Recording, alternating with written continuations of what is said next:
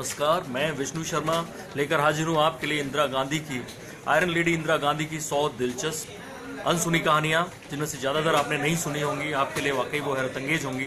ऐसी एक कहानी, और इस कहानी को हम लगातार इन कहानियों को 20 पार्ट में आपके लिए लाएंगे, जिनमें से तीसरा पार्ट मैं आपके सामने रखने जा रहा हूँ। इसमें 5 कहानियाँ लेकर हाजिर हूँ। आज की हमारी सबसे बड़ी कहानी है, कौन थी वो इंदिरा गांधी की करीबी रिश्तेदार, वो लेडी जो बार बार इंदिरा गांधी को बचपन से ही अगली एंड स्टूपिड बोलती थी। लगातार वो अगली एंड स्टूपिड बोलती थी। और वो कौन थी वो रिश्तेदार, और उसके बारे में बताएंगे। ऐसी 4 कहानी आपको और बताएंगे। नेहरू किसके साथ लिव इन में रहते थे, ऐसा आरोप था, और ये उसी रिश्तेदार ने कहा है उनकी बायोग्राफर को, इंदिरा गांधी की बायोग्राफर को। तो और भी बताएंगे कैसे कमला नेहरू ने बोला कि इतने साल में अगर अपने प्रभु को दे लेती तो वो मुझे मिल जाते। मेरे लिए वो कहना चाहती थी कि वो काफ़ी दुखी थी, वो इसलिए बोलती थी, लेटर में लिख के बोलती थी। तो हम पहली कहानी पे जाएंगे, कैसे एक लेडी, एक करीबी रिश्तेदार जो इंदिरा गांधी को लगातार अगली एंड स्टूपिड बोलती थी, और इंदिरा उससे इतना परेशान थी कि एक दिन जब वो कांग्रेस के एक अधिवेशन में अपना कॉन्फिडेंस लूज कर गई, तो उन्होंने उसी रिश्तेदार को अपने उसका जिम्मेदार बताया कि उनका कॉन्फिडेंस जो गया है वो अगली एंड स्टूपिड बचपन से सुनते सुनते उनका बीता। वो थी ये विजय लक्ष्मी पंडित। नेहरू की जो 2 बहनें थी उनमें विजय लक्ष्मी पंडित थी। कई जगह ये एम्बेसडर रही, राजदूत रही, अमेरिका, मॉस्को, ये सब। इंदिरा गांधी के साथ इनका फोटो है। तो कहानी ये थी कि ये आनंद भवन में ये रहा करते थे, और ये वो आनंद भवन इलाहाबाद का घर है।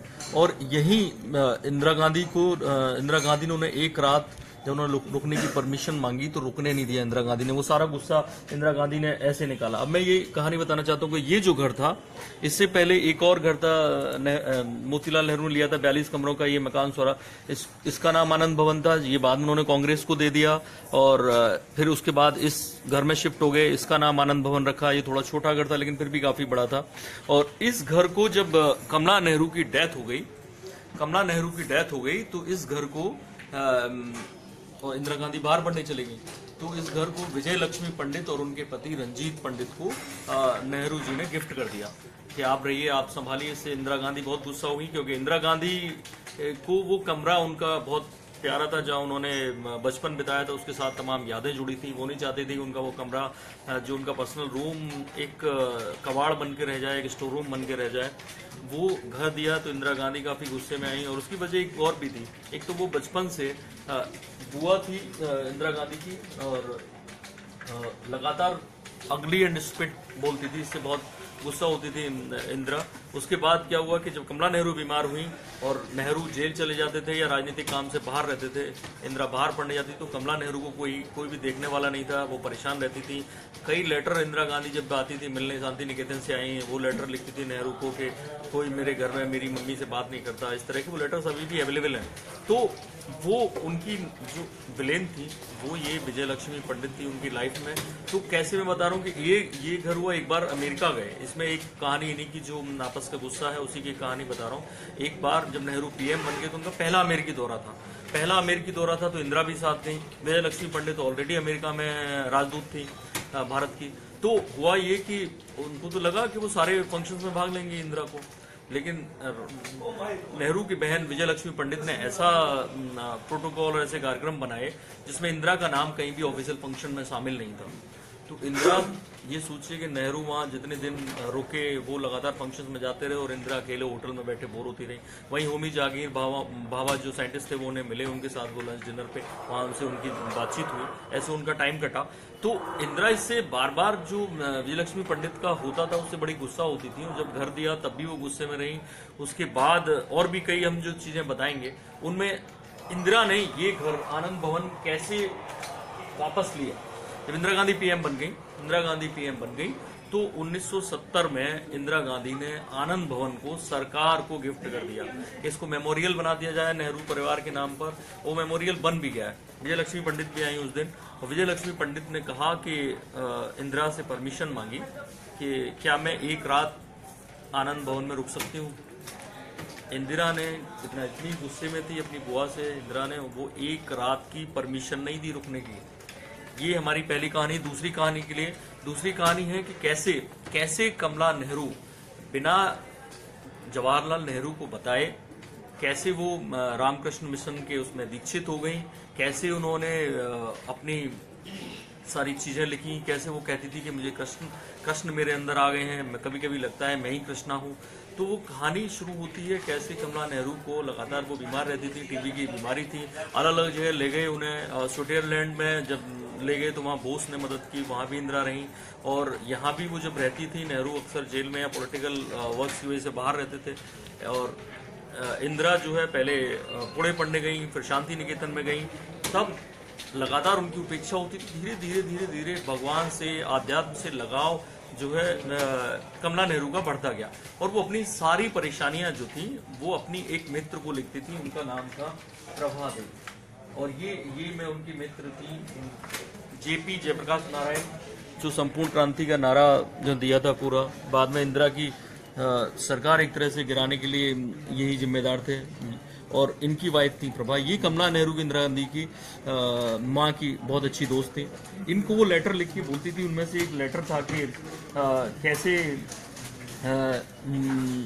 तुम मुझे मेरे बारे में परेशान रहती हो, मैं तो मेरे ऊपर तो दुनिया का बोझ है, बेसिकली मैं दुनिया पर बोझ हूँ। और वो बोलती थी कि अगर मैंने, एक लेटर में उन्होंने लिखा कि अगर इतने साल मैंने प्रभु की सेवा की होती, प्रभु की खोज की होती, तो मुझे प्रभु मिल जाते। तो मेरे साथ बेसिकली वो कहती थी यही होना है। एक और इनको लेटर लिखती थी रामकृष्ण मिशन में, वो जो स्वामी शिवानंद से मिली, रामकृष्ण मिशन में दीक्षित हो गई। जब वहाँ गई थी वो शांति निकेतन में इंदिरा से मिलने, वो अपनी माँ के साथ गई, नेहरू को नहीं बताया उन्होंने ये बात। उसके बाद वो इधर देहरादून में आनंदमयी माँ से मिली। तो आनंदमयी माँ का रोल बहुत रहा है इनके जीवन में। इंदिरा की बीवी इंदिरा भी आनंदमयी माँ के पास जाती थी काफी, उसके बाद जाती रही। इनकी माँ इनकी भक्त थी, कमला नेहरू की माँ इनकी भक्त थी, इस तरह से। और फिर एक दिन स्वामी अभयानंद को लिखा कमला नेहरू ने कि मुझे ऐसा लगता है कि मेरे अंदर कृष्ण आ जाते हैं, या कभी कभी लगता है कि मैं ही कृष्णा हूँ। तो ऐसे माहौल में इंदिरा बड़ी हुई। और जैसे मोदी जाके रहते हैं, अलग अलग संतों के पास जाते हैं, कभी आश्रम में बंद हो जाते हैं, ये इंदिरा की कहानी हम आपको बताएंगे बाद में, कैसे आध्यात्म, योग, ये सब कई चीजें जो इंदिरा के जीवन में भी शामिल था। माँ के उससे भी आया, जो माँ थी उनकी, उससे भी इनको आया ये सारी चीजें इन्हीं में। लेकिन हो क्या रहा था, कमला के साथ ये हो रहा था, उनकी डेथ हो गई। और उसके बाद इंदिरा पढ़ने चली गई बाहर, ऑक्सफोर्ड में पढ़ी, फिर उनकी शादी हुई, ये सब चीजें हैं। लेकिन उसमें भी एक और रोल जो बोला जाता था, अक्सर आरोप लगते रहे हैं कि नेहरू के अफेयर्स थे, नेहरू के ये थे, उनमें एक बड़ा नाम आता है। और जिसकी पुष्टि की नेहरू की उसी बहन विजयलक्ष्मी पंडित ने पुपुल जयकर को, जिन्होंने बायोग्राफी लिखी है इंदिरा गांधी की, नाम आता है कि लिव इन में रहते थे किसके साथ, वो थी पदमजा नायडू। मैं इसलिए वो पदमजा नायडू, सरोजिनी नायडू की बेटी, उनका ये फोटो दिखाना चाहूंगा। बाद में इंदिरा गांधी के समय में भी ये उस वक्त पश्चिम बंगाल की गवर्नर बन के चली गई। ये कहा जाता है कि ये उसी 3 मूर्ति कॉम्प्लेक्स में रहती थी, जिसमें नेहरू जी रहा करते इंदिरा गांधी के साथ। दोनों के बीच में कुछ हुआ नहीं, लेकिन ये नेहरू के बारे में कहा जाता है कि इंदिरा के चलते इन्होंने उससे शादी नहीं की। लेकिन विजय लक्ष्मी पंडित ने ऑफिशियली इस किताब में इन्होंने बोला है, इसके राइटर को, इंदिरा गांधी की, प्रफुल्ल जयकर ने किताब लिखी, उसको राइटर को बोला कि क्या तुम नहीं जानती, वो तो सालों साथ रहे। अब इसमें एक लेटर भी उन्होंने लिखा है, 11 महीने में कैसे 28 लेटर गांधी ने लिखे। इसी बुक का एक पार्ट है प्रफुल्ल जयकर की, इसमें आप लाइन पढ़िए, letters just passed between them he asked her. मतलब नेहरू पूछ रहे हैं पदमजा नायडू से, will I ever know how much you love me, no I shall never will know. तो अभी ये किताब यहाँ अवेलेबल नहीं है, लेकिन आप गूगल पे बुक्स में जाके सर्च कर सकते हैं, ये लाइन सीधी डाल के, will I ever know how much you love me.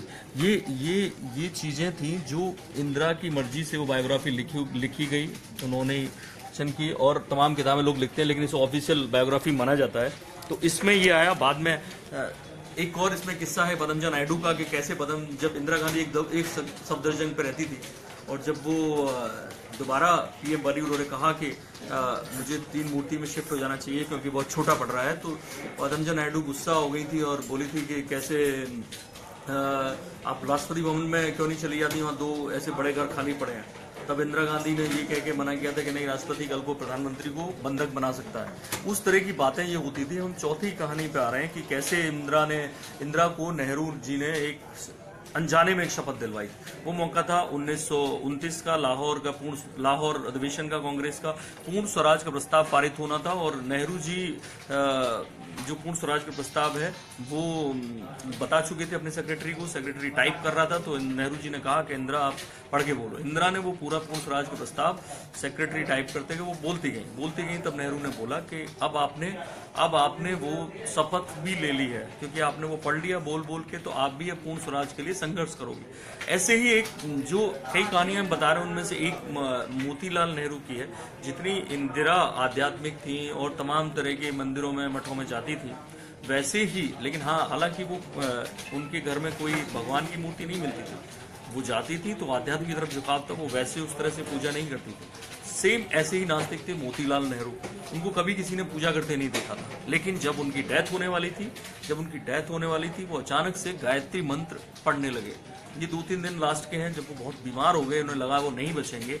Even Gandhi ji उनसे मिलने पहुंचे तो गांधी जी से भी उन्होंने कहा कि नहीं, आप और मैं एक ही एज के हैं, साथ ही साथ चलेंगे, और साथ चलेंगे तो मैं आपसे पहले फिर भी जाऊंगा, क्योंकि मौत की नदी में स्पीड बोट से मैं जाऊंगा, आप तो पैदल पैदल धीरे धीरे आओगे। तो जब वो गायत्री मंत्र पढ़ने लगे लगातार, तो नेहरू ने उनसे पूछा, पिताजी आप तो कभी भगवान की पूजा नहीं करते, मैंने तो आपके मुंह से कभी गायत्री मंत्र नहीं सुना। तब उन्होंने कहा कि नहीं, हमारे पिताजी हमें गायत्री मंत्र सुनाते थे, हमें रट गया था, लेकिन बाद में हम लोगों ने नहीं किया, लेकिन आज मुझे लग रहा है कि मुझे गायत्री मंत्र बोलना चाहिए कि दुनिया से जाने का वक्त आ गया। तो ये 5 कहानियां हम आपके लिए गए। तीसरा पार्ट था। ऐसी तमाम दिलचस्प कहानियां इंदिरा गांधी के परिवार से, उसके परिजनों से, जिनमें कुछ खट्टी, कुछ मीठी, कुछ अच्छी, कुछ बुरी, सब तरह की ऐसी इतिहास के पन्नों से आपके लिए निकाल के लाते रहेंगे। देखिए बाकी के 17 पार्ट और बाकी हैं, देखिए मेरे साथ, देखते रहिए, बने रहिए।